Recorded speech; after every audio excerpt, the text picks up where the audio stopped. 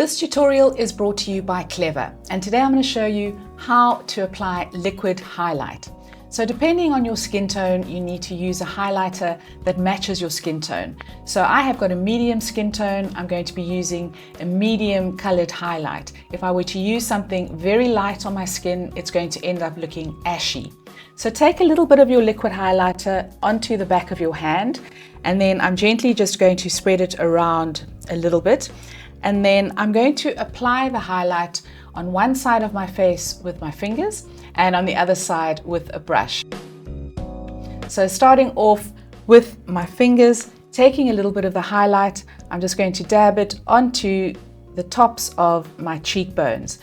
And I'm going to pat it in until it's really blended into the skin.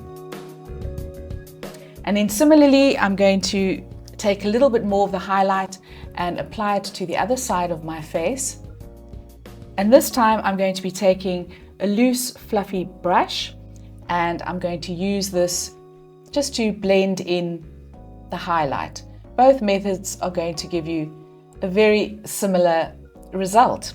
And then with anything left over, you can apply a little bit to your Cupid's bow. And you can even apply a little bit to the end of your nose.